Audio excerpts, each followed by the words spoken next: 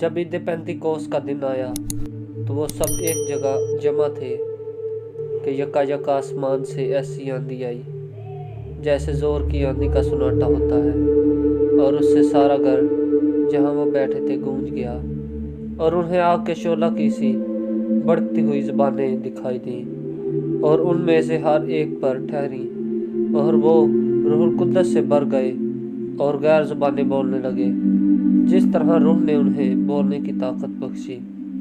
اور ہر وقت ہر قوم میں سے جو آسمان کے تلے ہے خدا ترس یہودی یروشلم میں رہتے تھے۔ جب یہ آواز آئی تو بھیڑ لگ گئی اور لوگ دنگ ہو گئے، کیونکہ ہر ایک کو یہی سنائی دیتا تھا کہ یہ ہماری بولی بول رہے ہیں۔ اور جب حیران اور متعجب ہو کر کہنے لگے، دیکھو یہ بولنے والے کیا سب گلیلی نہیں؟ پھر کیوں ہم میں سے ہر ایک اپنے اپنے وطن کی بولی سنتا ہے؟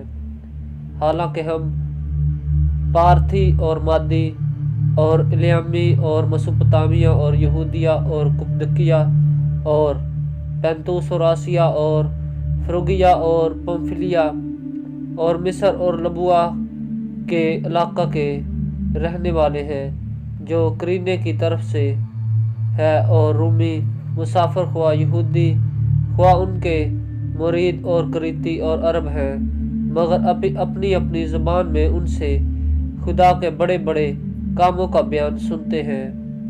اور سب حیران ہوئے اور گھبرا کر ایک دوسرے سے کہنے لگے کہ یہ کیا ہوا چاہتا ہے، اور بعض نے ٹھٹھا کر کے کہا یہ تو تازہ مے کے نشہ میں ہے۔